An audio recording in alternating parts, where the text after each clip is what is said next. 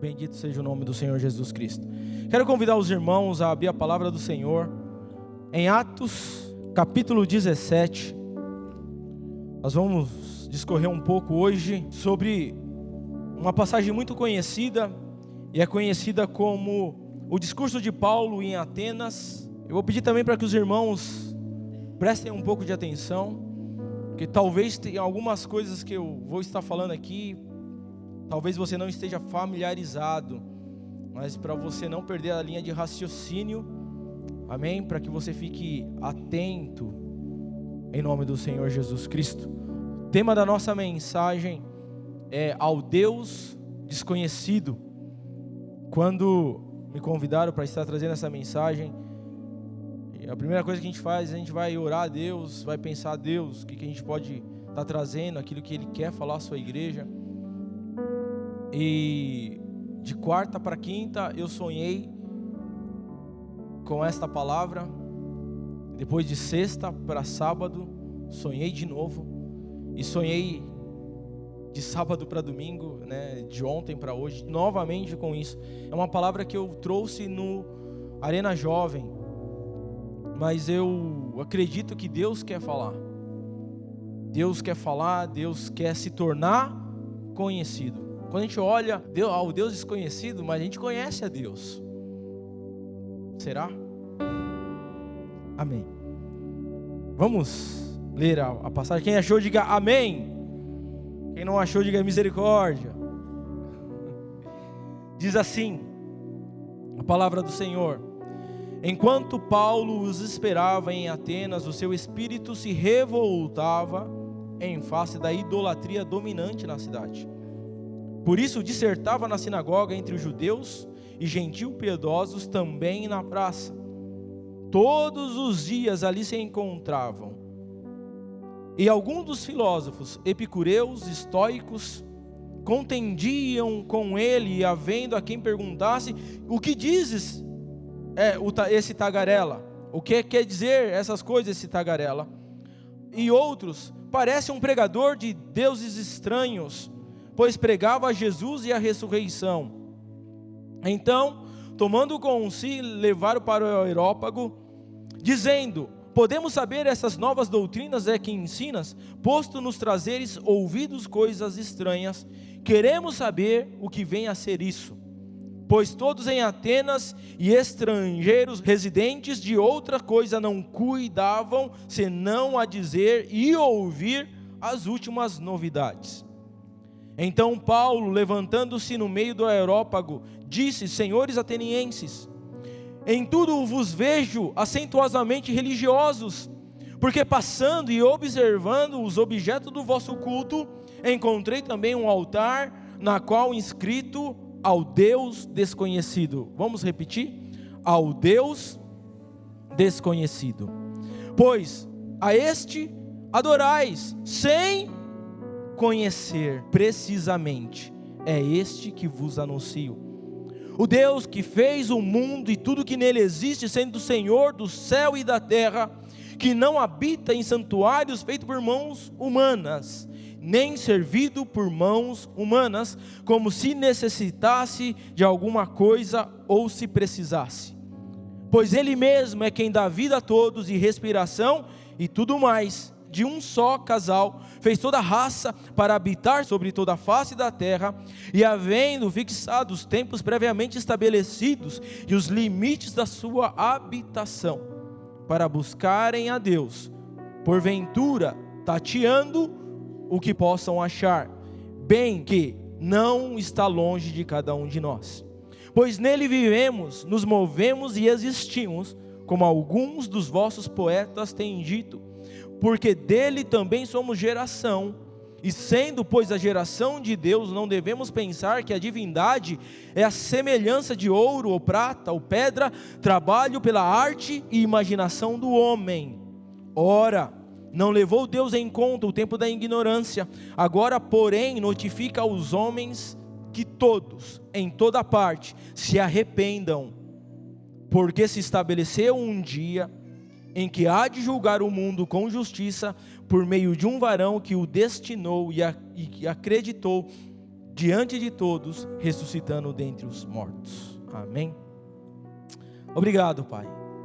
Obrigado pela Tua palavra, porque a Tua palavra, ela é a verdade. A Tua palavra é ela que nos alimenta. A Tua palavra é ela que nos guia, Pai. Louvamos a Deus pela Tua presença neste lugar. Sabemos que o Senhor se faz presente, ó Pai.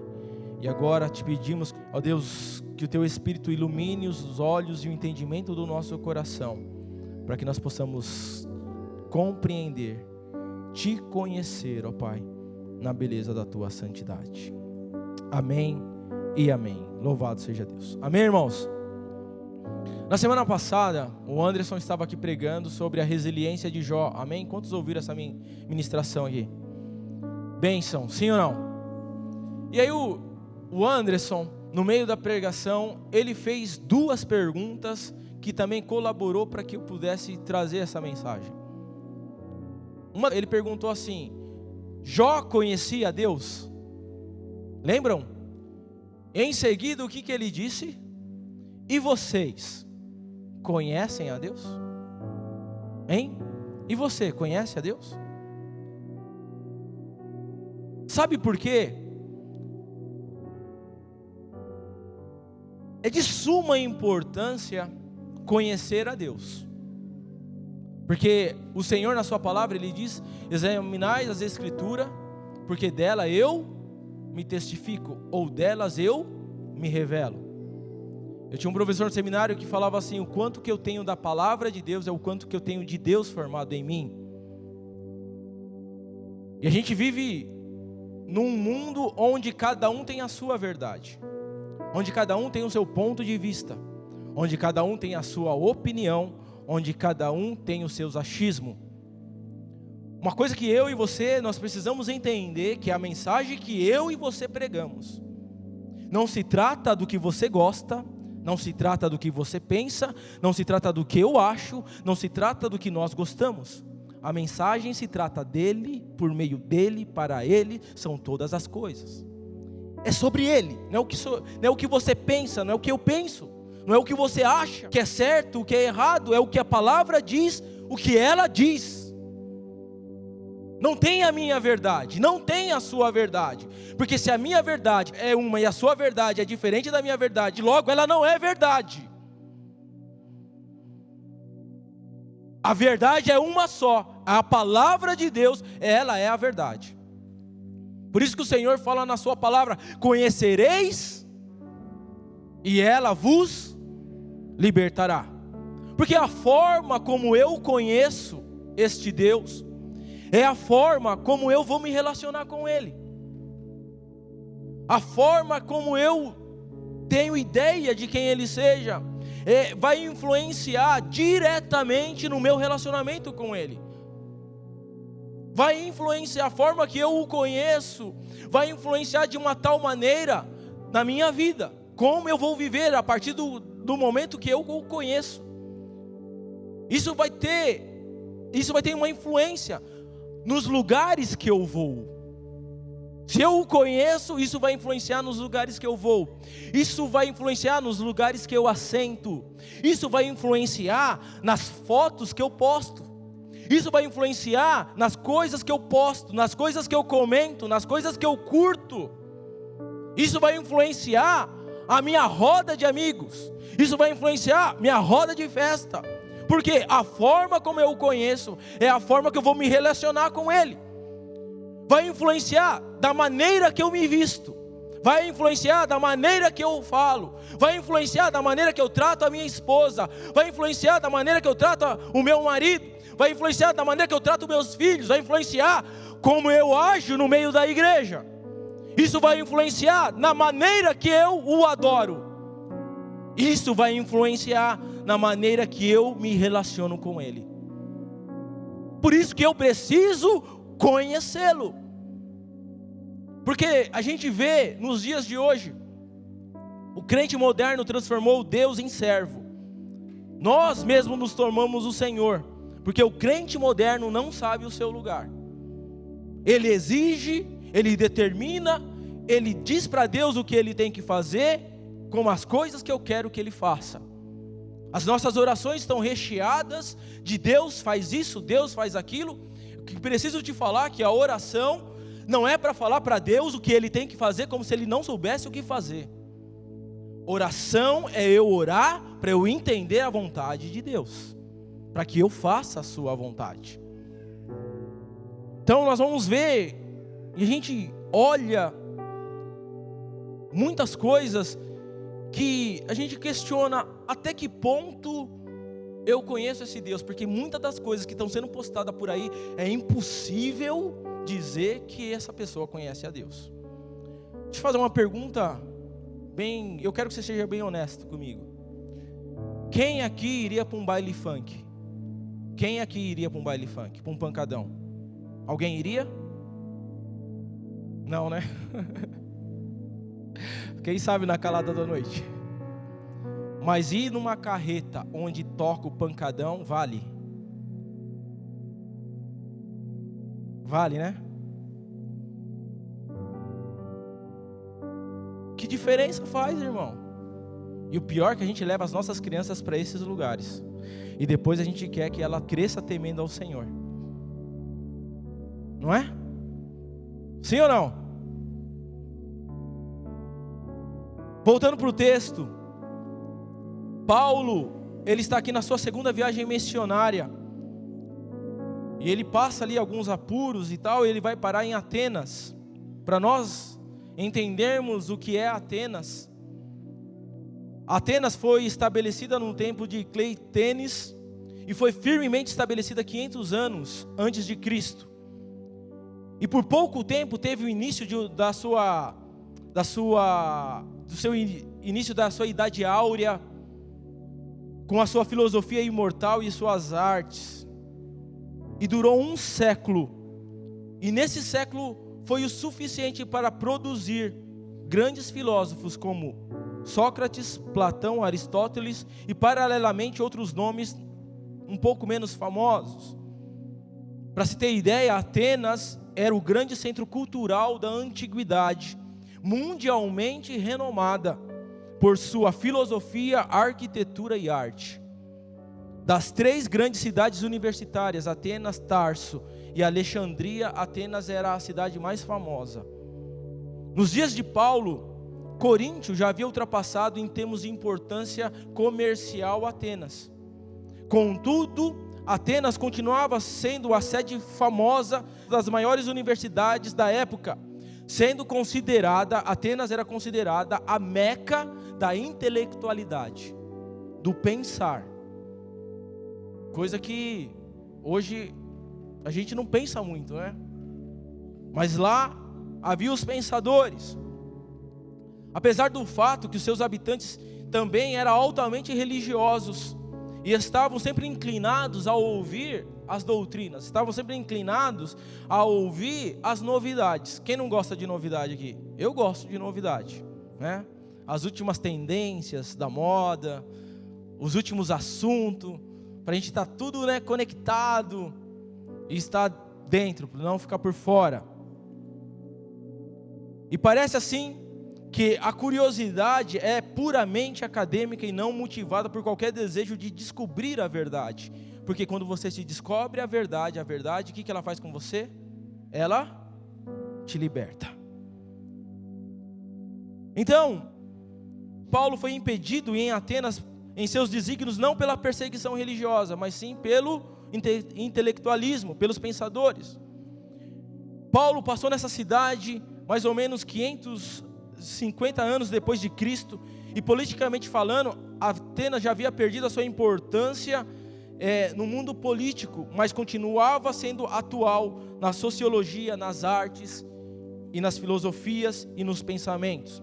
Quando Paulo ali chegou, embora continuasse sendo a sede universitária do mundo, todas as cercanias famosas das suas tradições, Paulo, ele sendo judeu de Tarso, ele esteve na cidade de Péricles e Demóstenes, de Sócrates, de Platão, de Aristóteles, de Sófocles, de Eurípides. E Atenas era constituída de praças, de mercados, que é chamado por agorá. O que é isso? sempre que tinha alguma discussão nova, sempre que tinha alguma notícia nova, algum pensamento novo, essas pessoas iam lá para a praça. E lá nessa praça começava a se discutir as tendências, as novidades. Eu lembro que, quando eu era menor, pequeno eu sou até hoje, mas quando eu era criança, meu dia de alegria, irmãos, era quando minha avó recebia o dia de pagamento, e ela ia receber a aposentadoria dela e levava a gente para o Mercadão da Lapa. Lá no Mercadão da Lapa, irmãos, tinha um homem da cobra, vendendo todo tipo de medicamento. Tinha lá um cara que andava para um lado para o outro pregando, tinha um outro lá debatendo, e eu gostava muito, porque é aquela muvuca toda, e nossa, e sem falar que a avó sempre comprava um docinho, e ela falava, não, hoje eu vou pagar um salgado, e eu amava aquilo. Então as pessoas iam para a praça. Você vai na Praça da Sé hoje, você vai encontrar todo tipo de pessoas lá. Você vai encontrar andarilhos, você vai encontrar lá pessoas filosofando, vai encontrar pessoas pintando, vai encontrar pessoas fazendo mágica, porque não é diferente nos dias de Paulo, quando ele passou em Atenas, tinha tudo isso lá. E Paulo, a ele chegar em Atenas, e Atenas era considerada a Meca, e é conhecida pela sua famosa arquitetura, ele viu os panteões, os Olímpios de Zeus. Olha só que interessante.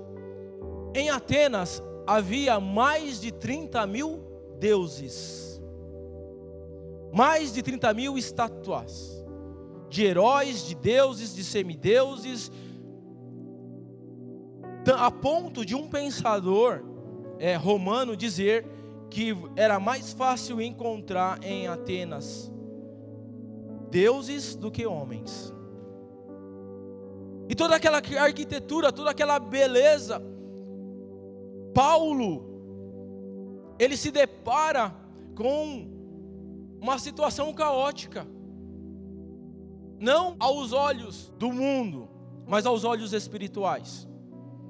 Aqui vai falar, no versículo 16, no capítulo 17, que enquanto Paulo esperava em Atenas os seus companheiros, o que acontecia com ele? No seu espírito, ele o que? Se revoltava em face da idolatria dominante naquela cidade. Olha só, toda aquela beleza de arquitetura, toda aquela beleza do saber, toda aquela beleza das artes, porque inclusive os artistas se apresentavam na praça,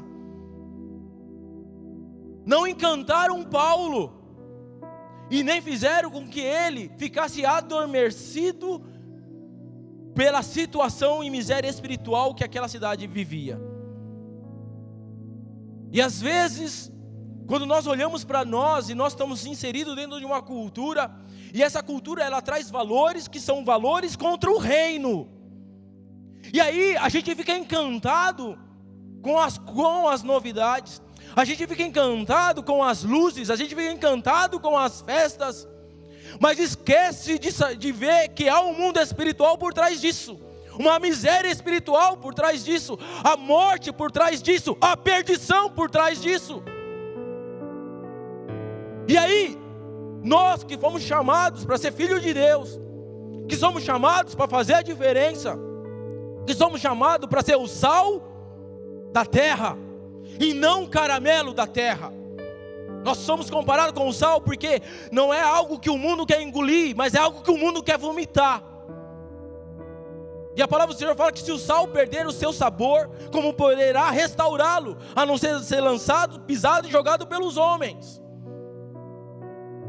Aí Paulo poderia, porque ele era um professor universitário, ele poderia se esbaldar nas filosofias, ele poderia se esbaldar nos conhecimentos, ele poderia ficar impressionado pela arquitetura, e poderia ali simplesmente observar e ir embora, porque ele não tinha nenhum chamado e nenhum trabalho em Atenas.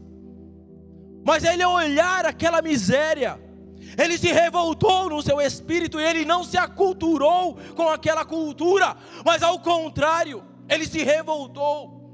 Irmãos, quando nós vemos que as pessoas estão perdidas, nós não fomos chamados para participar da perdição.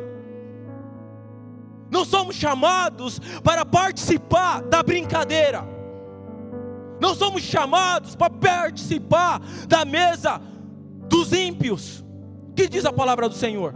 Bem-aventurado o homem que não anda segundo o conselho dos ímpios, e nem se detém no caminho dos pecadores, nem se assenta na roda, mas antes tem o seu prazer, e na lei do Senhor medita de dia e de noite. O que me deixa consternado é que nós encontramos mais prazer nas noites do que na palavra do Senhor. E aí nós não entendemos quem Ele é, sabe por quê? Porque Davi falou, mais vale um dia na sua casa do que 1000 noites e em outro. Isso é uma verdade na minha vida? Isso é uma verdade na sua vida? Então quando Paulo, ele está lá rodeado de tudo isso, havia correntes filosóficas, e ele vai encontrar 4 escolas filosóficas éticas, da qual ele vai ter um conflito, e da qual ditava o pensamento de como as pessoas deviam se comportar naquele mundo. Havia os cínicos. Essa filosofia punha em dúvida os valores da sociedade, aceito pela sociedade humana, e não aceitava nenhuma delas. O que nós estamos vivendo hoje? Os valores da sociedade estão em quê? Em jogo. O que é certo não é mais certo, o que é errado não é mais errado. Quem vê os Descendentes, há uma canção que é cantada entre os seus filhos, que diz lá que o mal é o novo bem. Vai lá no Detona Ralph, eu sou mal e isso é bom. Eu sou mal e nunca serei bom, e isso é normal. Desenho dos nossos filhos. Então o cinismo, ele traz para romper os valores que foram implementados, e nós temos que entender que todos os valores que foram implementados por Deus. Diógenes, que era o filósofo defensor dessa filosofia, ele vivia numa banheira no meio da cidade, e ele vivia literalmente como cão. A palavra cínicos vem de cão, não tem nada a ver com o cinismo que a gente utiliza hoje. Essa palavra sofreu uma deterioração, deturpar essa palavra. E Diógenes, ele pegava uma lanterna durante a noite e andava falando assim: eu quero examinar algum homem perfeito. E aí quando nós olhamos para a Bíblia, nós achamos esse homem perfeito. Ele esteve entre nós. E aí nós temos outra classe de pensadores da época, que são os hedonistas, que vem do vocábulo grego hedone, que significa prazer. Esse grupo de filósofos, principalmente representantes por Arístipo, 435 anos de Cristo, por Egesias o ateu, eles diziam que não existe mundo espiritual. O importante é você ser feliz através do prazer. E você podia utilizar os 5 sentidos físicos para se realizar. Então você podia usar a degustação, você podia comer até dizer chega, se isso te faz feliz, come até você explodir. Se beijar na boca te faz feliz, beija até ficar sem boca. Se relacionar com homem ou com mulher, se você está feliz, seja feliz. Se encher a cara te faz feliz, enche a cara e seja feliz. Se pegar droga, fumar, cheirar te faz feliz, faça isso até ser feliz. Alguma semelhança com os nossos dias de hoje? É filosofia. E hoje, o que o mundo diz? O importante é ser feliz. Vamos viver o hoje, que se exploda o amanhã. Os hedonistas, irmãos, nós vivemos numa sociedade que tem se tornado extremamente hedonista. E esses valores estão sendo transmitidos para os nossos filhos através do meio de comunicação, através da escola, através até de leis. Está para ser aprovado um gênero aí, que é poligênero, que se você se apaixonar por uma árvore, você pode casar com a árvore. No Canadá tem uma pessoa que quer casar com a bicicleta. é sério, estamos rindo do que a gente devia chorar. Olha que ponto que chegou o homem. Mas olha só, esse poligênero vai dizer que um homem pode se apaixonar por uma criança e aí não é mais pedofilia. Porque o hedonismo, isso está acontecendo no nosso mundo. Tem gente querendo casar com um animal. O poligênero vai defender que o homem pode casar com um animal. O epicureus, que é citado aqui pelo texto, os filósofos epicureus, eles tinham como principais filósofos Epicuro, que surgiu 300 anos antes de Cristo, Teodoro, Egias. Na realidade, os epicureus não estavam coisa alguma interessados nas questões espirituais, mas havia tomado por empréstimo a doutrina dos atomistas gregos como alicerce das suas teorias. Os filósofos epicureus, eles começam a dizer que o homem, para ser feliz, ele precisa começar a ter as coisas para ser feliz. Ele precisa comprar, ele precisa ter matéria para ser feliz. Ele precisa comprar carro para ser feliz, ele precisa ter telefone de última geração para ser feliz. Saiu uma reportagem agora que os cientistas estão pedindo para não trocar de celular, porque estão acabando com a reserva natural da Terra. Por quê? Porque precisa ter carro para ser feliz, precisa ter smartphone para ser aceito, precisa ter roupa, precisa sempre ter, comprar, consumismo, para que você possa ser feliz. Aí surge uma linha também dos epicureus que já não dão tão valor à matéria, mas eles falam, não, o importante você tem que pensar. Não, vamos pensar, só fica no campo do pensamento, desassociado totalmente de qualquer Deus. Eles não excluem a existência de um Deus ou de deuses, mas que se esse Deus existe, ou se esses deuses existiram, a filosofia dos epicureus diz assim: esse Deus criou a sua criação e os largou de mão, entregou a sua própria sorte. Ele não tem nenhum relacionamento, ele não vai punir, ele não está nem aí com a sua vida. Tudo isso está sendo debatido. Nós vamos ver também os estoicos. E o estoico, acredita-se que o fundador dessa escola filosófica tenha sido Zenão, 300 anos antes de Cristo. Foi discípulo de Antítenes, o cínico. E é interessante que os estoicos aqui, eles já levam a filosofia estoicista, ele já leva para um lado mais espiritual. Eles creem numa existência de um Deus, e que esse Deus tem uma influência direta na vida do homem, mas eles criam uma doutrina chamada determinismo, que é onde que tudo que acontece com a sua vida, de bom ou de ruim, é porque Deus quer. E aí eles trazem uma visão panteísta também, que Deus é tudo. Deixa eu fazer uma pergunta aqui: Deus é natureza, irmãos? Sim ou não? Quem acredita que Deus é natureza? Deixa eu te falar, isso é uma visão panteísta no nosso meio. Deus não é natureza, mas a natureza é um meio pela qual Deus se revela.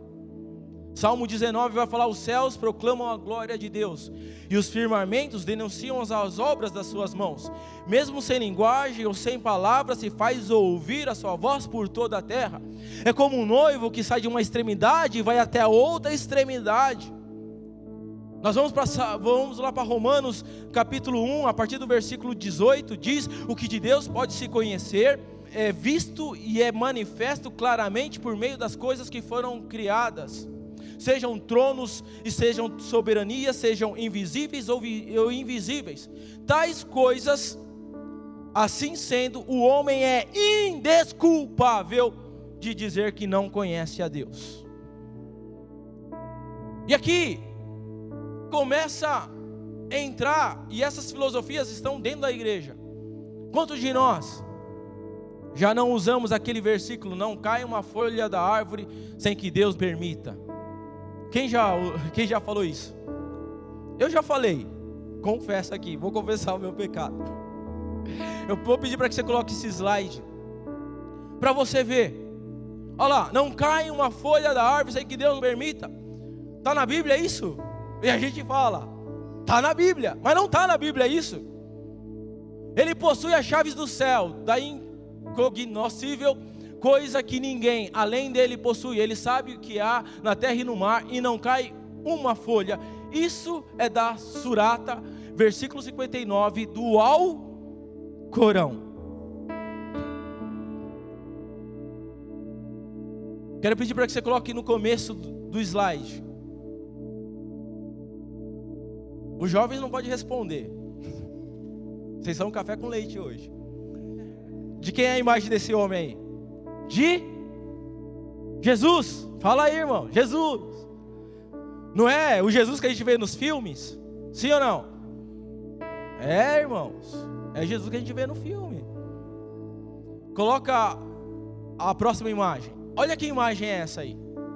Jesus tirando o braço de ferro com quem? Com? Quantos de nós já não mandou essa mensagem, essa imagem, né? Preciso confessar, irmãos, eu já mandei. Ou eu estou confessando aqui, né?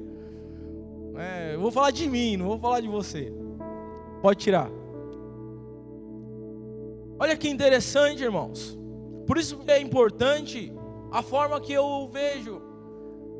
Como nós vimos na figura ali, aquele Jesus bonito não existiu.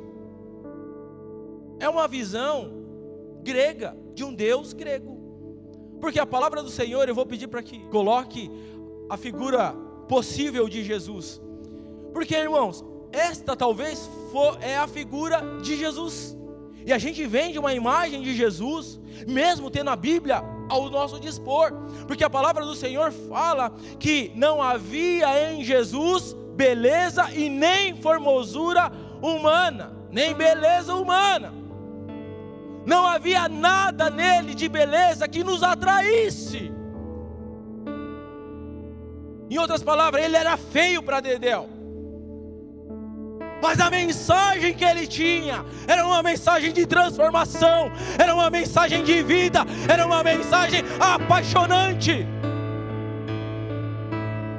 Mas aí a gente compra um Jesus grego, pintado por Hollywood, pintado por essas pregações,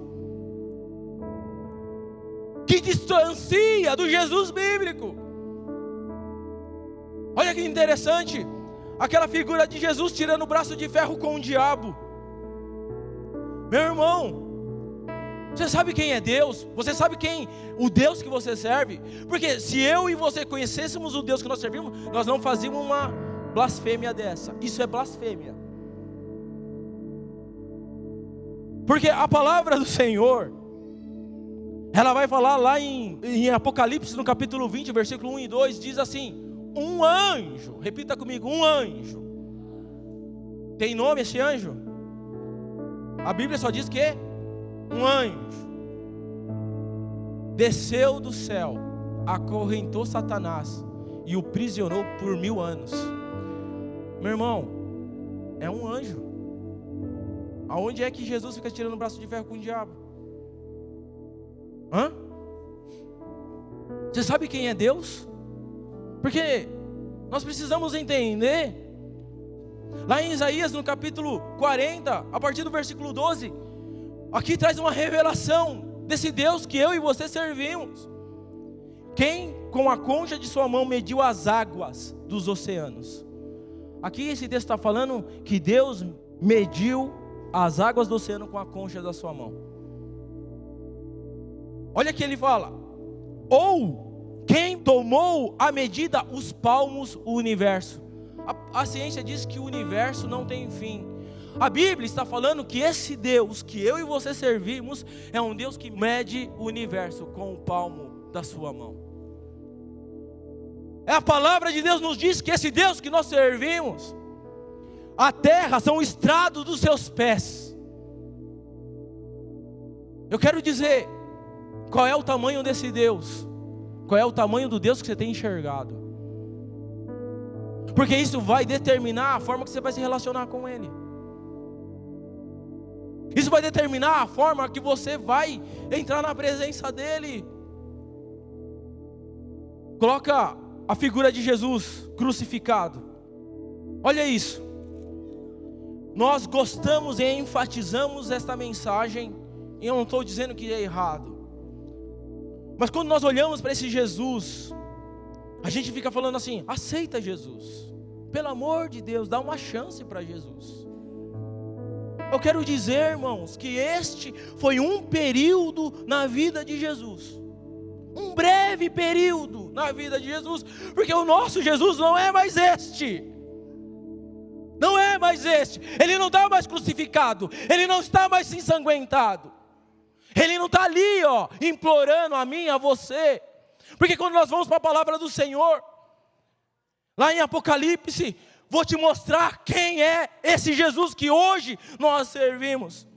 Voltei-me para ver com quem falava comigo, e voltado vi 7 candeeiros de ouro, e no meio dos candeeiros vi um semelhante ao Filho do Homem, com vestes talares, cingido à altura do peito com um cinto de ouro. A sua cabeça e os seus cabelos eram brancos, alvos como a neve, e os seus olhos como chama de fogo. Os seus pés eram como bronze polido e refinado na mais alta fornalha. A sua voz era voz como de muitas águas, e tinha na sua mão 7 estrelas, e da sua boca saía uma espada afiada de 2 gumes, e o seu rosto brilhava como o sol na força do seu meio-dia. Louvado seja Deus! É a descrição de Cristo glorificado. Será que você não pode aplaudir Ele? Será que você não pode glorificar Ele? Será que você não pode bradar brados de vitória, de júbilos a Ele? Sabe o que isso quer dizer, irmãos? Ele não está mais morto, Ele ressuscitou, Ele vive e reina para todo sempre.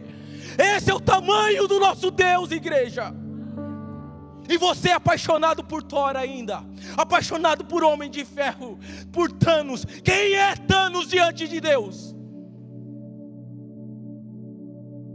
Ou quem é semelhante a Ele? Cara, Ele é muito mais do que eu e você possamos definir.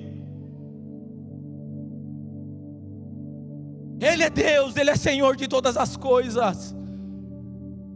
Quando Paulo, ele fala: eu vi que tem um altar aqui, que está escrito ao Deus desconhecido, e vocês adoram o que não conhecem. Desculpa falar a minha franqueza, nós como igreja estamos adorando um Deus que nós não conhecemos. Porque se conhecêssemos, não faríamos a metade das coisas que nós andamos fazendo.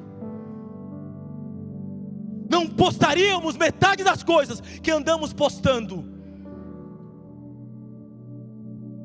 Mudaríamos o nosso comportamento, mudaríamos a nossa atitude, mudaríamos de fato a nossa vida.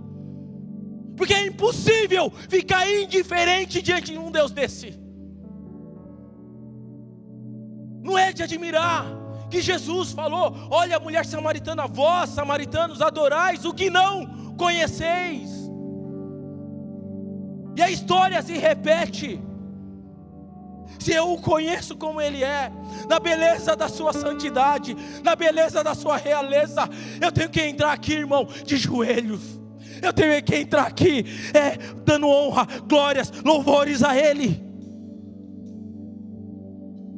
Paulo, ele apresenta um Deus que não é servido por mãos humanas, que não necessita de algo nosso, e que não habita em templos feitos por mãos humanas. Ele é o Criador dos céus e da terra, porque nele existe a plenitude. A palavra do Senhor fala que nele foram criadas todas as coisas. Há uma irmandade aí que adora o Gadu, o grande arquiteto do universo. Eu quero te convidar, abre aí Provérbios capítulo 8, lê lá a partir do versículo 16, falando que eu era o seu arquiteto, antes que houvesse os limites do mar, antes que houvesse as faces do abismo, eu nasci, eu era o seu arquiteto. Quando nós lemos lá, nós temos uma ideia que parece que é Jesus, mas não pode ser Jesus, porque Jesus não foi criado, Jesus não nasceu, Ele é eterno, vive e reina para todo sempre. Ali quem está falando da criação, quem foi o arquiteto do universo foi a sabedoria. Eu quero te perguntar, se a sabedoria foi o arquiteto do universo, e se Deus criou a sabedoria, que tamanho de sabedoria, e quem é esse Deus que nós adoramos? Quem Ele é?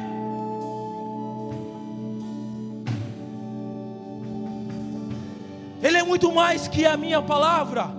Ele é muito mais do que a gente possa definir, porque nem olhos viram, nem ouvidos ouviram, e jamais penetrou em coração humano aquilo que Ele preparou para nós.